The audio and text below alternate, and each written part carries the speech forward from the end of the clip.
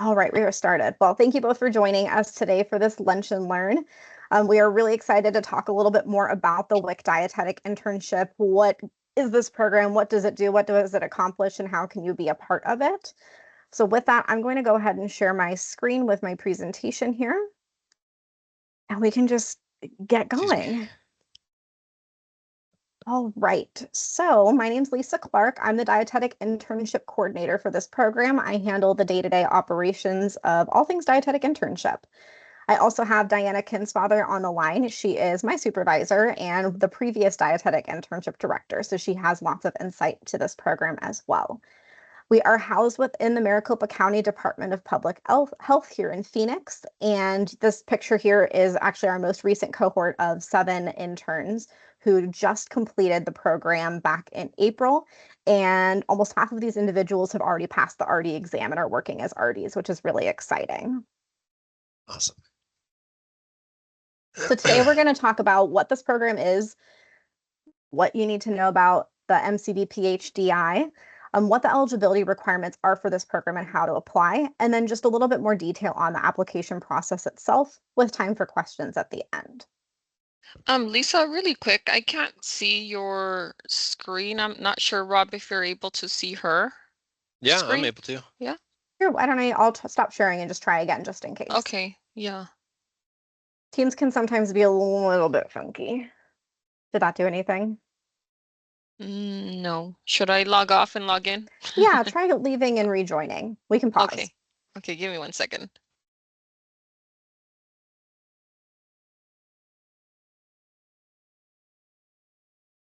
It's good on my end too, Lisa, so it must just been theirs. Sometimes Teams, though, you never know. That is true. You all use it too? Yeah. Yeah, we do. Sorry, I'm getting ready. I got to get set up for something right at 1. All good. So I'm listening.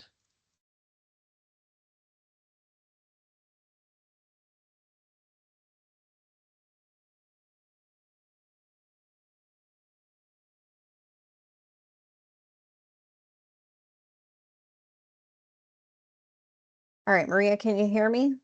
Yes, Okay. I can. Can you at least see me in the non-shared Yes. space? Okay, I'm going to try sharing again and let's see. Did that pop up for you? No. Okay, it might be an issue on your end because I know Diana and Robert can both see it. Okay. If you want to go ahead and move forward, that's fine. Okay, keep playing around with it and see. Worst case, you'll have the recording to refer back to, and I'll just be more specific with, I'll try to verbalize some of what I'm saying more rather than just Right. expecting people to read off the slides. How about that? Okay, sounds good. Thank you. Okay. All right, so first we're going to talk about what the program is itself. And what this program is a public health focused supervised practice program that provides those supervised practice hours that are required to become a registered dietitian. So to become a registered dietitian, there's a couple things you have to do, but one of them is to complete 1,000 supervised practice hours. And that's what this program does, is it provides those hours. We accept up to 6 interns annually from Arizona WIC local agencies every single year. It's usually a mixture of different agencies from Maricopa County, Pinal County, community health centers like Adelante Healthcare, a little bit of everybody. It just depends on the year. And then the good news is at the end of the program, there's job security because our graduates are contracted to work for Arizona WIC for 2 years after they've completed the program. And those 2 years start after they pass the RD exam. All right, so on this slide, Maria, what I've got is just an overview of what the program is, but I'm going to say it all out loud, so you're not going to miss anything by not seeing a slide. So we're going to talk about benefits of this program and what makes it unique. The first thing is it's a lower cost path to that RD credential. And what I mean by this is it's expensive to get to that RD credential between the amount of education that you have to complete, plus paying for supervised practice programs typically, plus the cost of taking an exam and study materials and all of that. This program is actually a lower cost path to that. So first and foremost, this program does not have any tuition costs. So no tuition is coming to us that is being paid out of your pocket to be a part of this program. Other great things about this program is the RD exam itself is $225 every attempt. And we cover the cost of that RD exam up until the point that you pass. It's a tough exam. People don't always pass on the first time. Eventually they do, and we will continue to pay for you to continue to take that exam until you pass.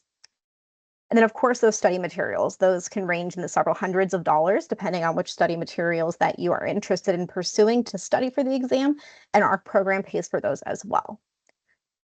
In addition to those benefits that make it a lower cost path to the RD credential, you do continue to receive compensation and benefits throughout the entirety of the internship. You retain your employment at your employer, in this case, Cochise County would be your employer, and that you're continuing to receive your pay and your benefits throughout the program. So again, not only do you not pay tuition and have a lot of the materials and other kind of costs associated with becoming an RD covered, but you do get to continue to make the money that you are making. One thing on this slide that we're going to actually kind of table for a moment is flexibility with graduate degree options. I have that on a later slide when we get to eligibility requirements, but just know that we do have flexibility with master's degree requirements. Another cool aspect of this program is that rotations are tailored specifically to intern interests, and they're scheduled by the program. So you're looking at the person who schedules the rotations. If you're familiar with other programs to get to that RD credential that provides supervised practice, some programs require you as the intern to find your own preceptors and your own practice sites. We do that all for you. And I am proud to say that we have a wonderful variety of different practice sites that have been tried and true. We don't send interns to sites just for the sake of getting something accomplished. We want to send them to sites that are mutually beneficial for the intern and then also for the preceptor. So those are all scheduled by myself. And then we do send an interest survey to interns once they've been accepted into the program to get a gauge for what they're interested in seeing.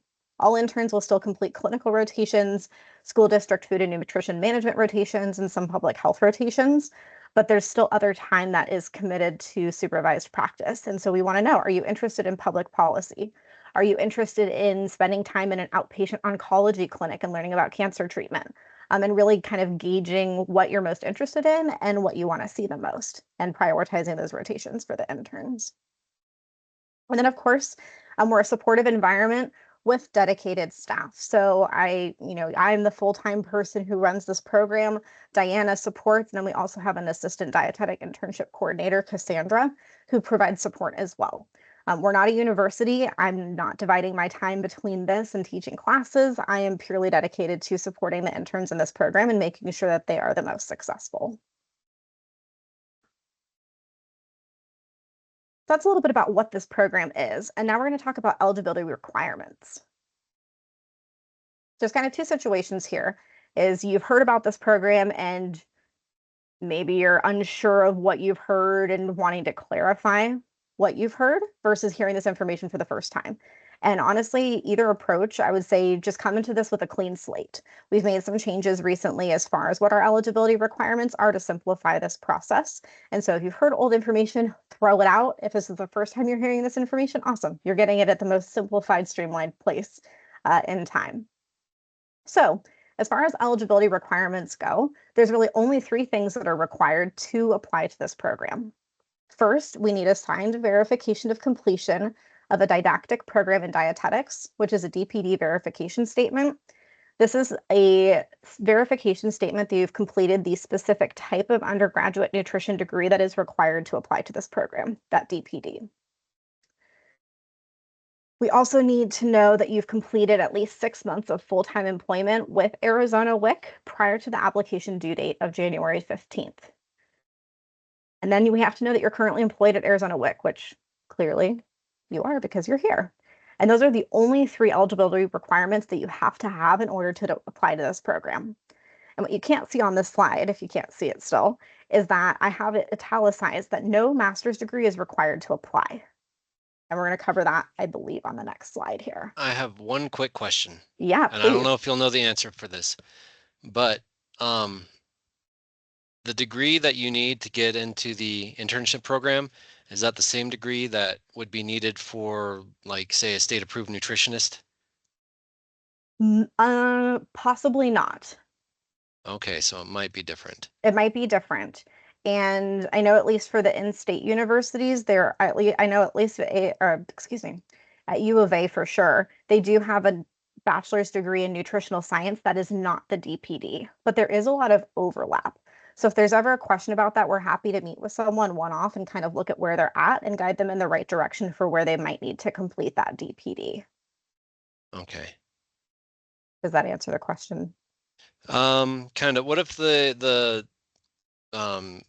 nutrition science has a focus on, what was it, human nutrition or dietetics? That might not, if it's dietetics, it might be the DPD. If someone has completed a DPD program, they will have a signed verification statement from their Okay. DPD director. And if they don't have that, then they wouldn't have a DPD. It's something that's Okay. given at the point of graduation. Okay. So I do have the DPD verification letter. I just got it a couple of days ago from, let's see, it is from the U of A. Her name is Maria Plant. Yeah. So congrats. yeah. Okay. So then we're good. All It's right. hard because there are a lot of nutrition degrees out there that are circulating, and they're not all the specific one that is required. But if you did ever have a situation with an employee who didn't have that DPD verification statement, but still had an undergraduate nutrition degree, they can reach out to one of the in-state universities that has this DPD program and have that director look at their coursework and see what else they would need to complete to get that DPD. It wouldn't necessarily require a completely separate degree to Okay. get that. So just know that for future reference. Okay. And we're also always happy to talk to anybody at whatever point they're at. I mean, even if they don't have a DPD quite yet, it still helps to have them on our radar. And we're happy to answer questions and guide them in the right direction as well. Right. Okay, any other questions before I move on to master's degree requirement? All right, let's talk master's degree. So, oh boy. So starting in January of this year, it is now a requirement to be eligible to sit for the RD exam to have a master's degree. That's new. And we've knew this was coming. We planned for it. We made some changes to the program, and we have further simplified the process and really created multiple options for meeting this requirement. So again, I'm going to try and use a lot more words here and describe what's on this slide so that you can catch what I'm saying, Maria. So there's really two options. Well, there's technically three, but let's talk about the main two options. So for interns who already have a master's degree, easy enough, they can complete the internship in 8 months. It would start in September and it would end in April. And at the point of April, because they have a master's degree already, they would be eligible to sit for the RD exam. Oh, However, sorry. Oh. Go ahead and keep. Hold on. Oh yeah. Okay, and then for interns who don't have a master's degree, and I think this is the new piece of information that we're sharing, is you do not have to have a master's degree to apply to this program. You do not have to have even started a master's degree to apply to this program. Instead, at the time of application, if you do not have a master's degree or you've not started a master's degree, you will be given two options that I'll show you here on this slide of master's degrees to choose from, and you will complete the internship at the same time as a master's degree in as little as 15 months. And what that would look like is you would start in summer semester, complete summer, fall semester, spring semester, the following summer semester. And at that point, you would be able to sit for the RD exam once you've completed the internship and the master's degree. Of course, we also know that there are not just the two master's degree options that I'm here showing on this slide, which I'll talk about here in a second. There are individuals who have started a master's degree and don't neatly fall into the bucket of someone who already has one or someone who hasn't started one at all. And we just really encourage individuals who are at that point to reach out to us and schedule one-on-one time to talk about where they're at in their master's degree coursework, how much they have left, expected graduation dates. Just know that you don't necessarily, there's a lot of options out there for master's degrees. And while we do have two options for master's degrees, if you are applying without a master's degree, there are other options out there. But as far as timeline goes, if you are applying to the program by that January 15th date and you have not started a master's degree option, you will need to pick one of these two options on this slide, which I'll talk about. because we have to make sure, based on our accrediting body's requirements, that you can complete the internship and your master's degree within a specific time frame. What they don't want is for individuals to complete their supervised practice and then have another year or two to finish a master's degree. It needs to happen within about 4 months of each other, which is why we worked with the University of Arizona and ASU to offer these online master's degrees at the same time as the internship.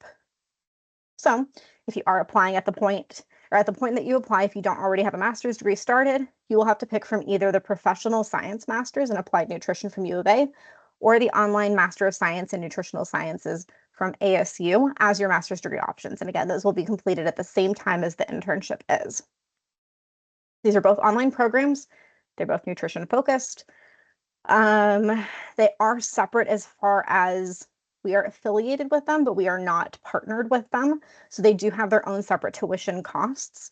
And so if you are looking at exploring graduate degree options, I would highly, highly encourage you to look at what the tuition reimbursement policies are for your employer and what they offer, because we've had several past graduates who have done master's degrees and had reimbursement through partial reimbursement through their employer who paid significantly less than they would have paid for a master's degree than if they had not utilized that tuition reimbursement.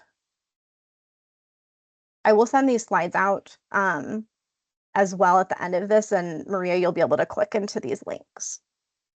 Okay, question. Yes. When they're in the internship program, are these classes rolled into their intern? So like if they have to go to class, that's accounted for, or do they have to do this on their own time? How do they take the class and do the internship program? That's a really good question. It's going to be definitely like drinking from a fire hose because it's done simultaneously. So the way that the internship works in those supervised practice hours, it's 40 hours a week, Monday through Friday, typical working hours. So that's the supervised practice component. That's our MCD PhDI. The master's degree, the online aspect of it, is all on separate time. We work with the preceptors to not have them assign homework, make sure that there's time to complete the internship supervised practice projects within those 40 hours per week. But the master's degree coursework is on outside time. And let's see, so if someone was to come in, they don't have a master's degree already, they get accepted into the program, they would start the master's degree in summer semester. So let's say if this was happening for this year, they would start summer of 2024. The internship starts in September, runs through April. So the overlap would really be from September through April. And then the intern would finish out that final summer semester without supervised practice expectations, I suppose. Does that help answer the question? Yep. It's definitely drinking from a fire hose, but it is a way of getting to that credential that much quicker now with that master's degree requirement there. Yeah, that'd be a lot of work, but you get there fast. You get there fast. And that's not to say that someone has to do this, right? And if that's maybe not the best option for you and how you work, you can start one of these programs without applying to the internship, or pick another graduate degree program and work through some of that before applying to this internship. We're not going anywhere. We're still here. And so we are even willing to have a conversation about if you were to start a different program now, what cohort would that put you into? So this can really be individualized and tailored to where you're at and kind of where you see yourself going. So we're always happy to meet one-on-one to talk about those options. All right, let's talk a little bit about application process itself and what this application process looks like.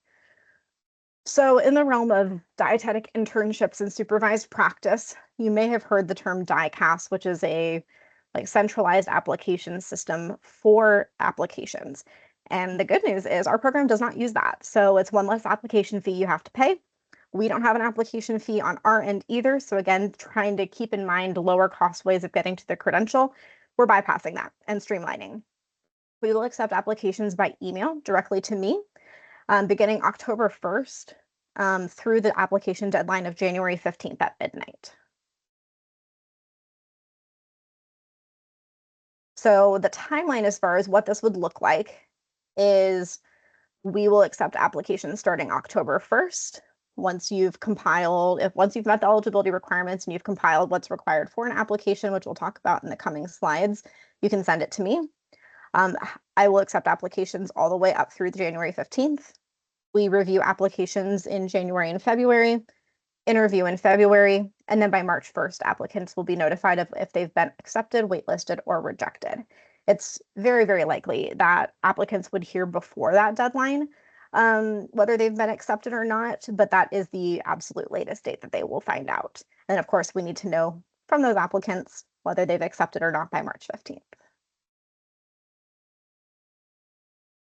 As far as the application process itself, what needs to be emailed to me are any unofficial transcripts that you might have. Again, these aren't official transcripts. I don't want anybody paying money for these. Unofficial transcripts are perfectly acceptable for the purposes of submitting an application, but I would need to see unofficial transcripts from that DPD college or university.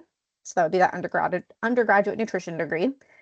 If you have completed any master's degree coursework or actually have a master's degree, unofficial transcripts for that as well. I'm going to talk about what this recommendation is on a later slide. I do need that signed DPD verification statement because that is one of those eligibility criteria for this program. An updated copy of your resume, this declaration of intent that comes from ADHS, which I will talk about here in a moment, and then a personal statement as well. But our hope is that by emailing this information directly to me, plus utilizing unofficial transcripts, again, we're really trying to cut back on the cost that's associated with applying to programs like this. So first, we're going to talk about the easy one and probably my favorite, which is the personal statement. And this one's one of my favorite things to review in applications just because it gives us an insight into you. Like, what makes you tick? What are you passionate about? Why do you care about public health and WIC?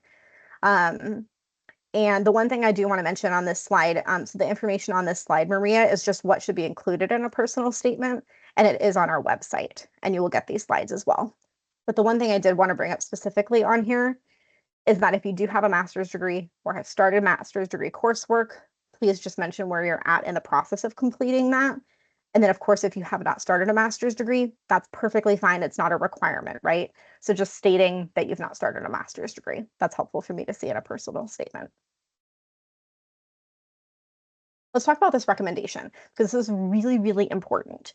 So instead of actually having letters of recommendation being requested from certain people that are able to speak to the work that you do, instead we ask for you as part of your application that you're submitting to send the name and the email address of someone from your WIC agency leadership team who will be recommending you. Why this is done is because your agency is going to get you back as an RD at the end of the program. And so it's really important that we have a recommendation from them saying that they do want you back.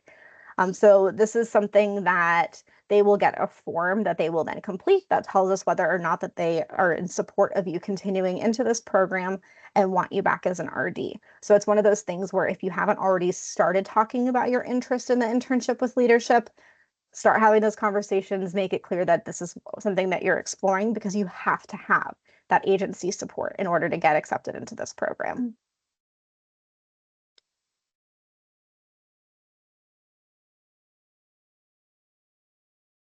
All right, the declaration of intent, this is that letter that you are signing declaring that you are applying to this program.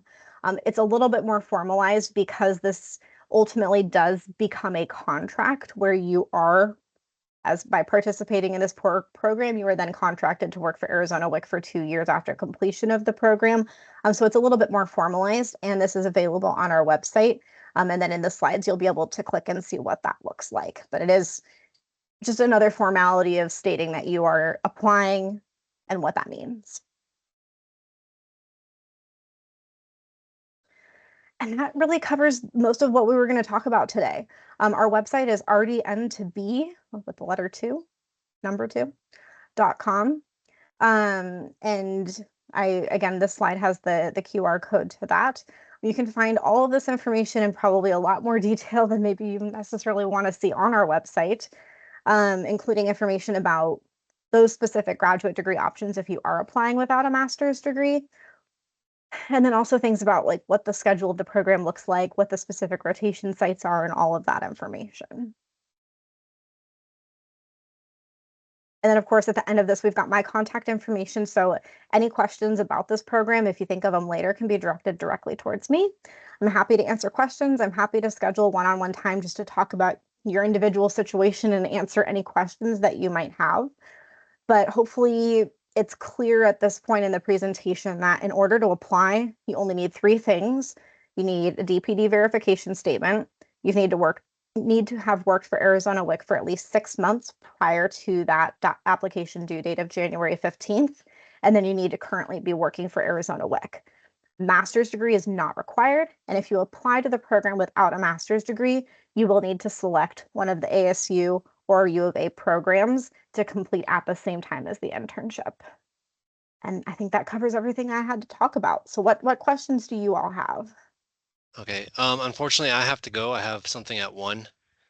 But yeah, Maria, go ahead, ask your questions. If there's any information I need to know, please relay it to me. Sure. Thanks for joining us,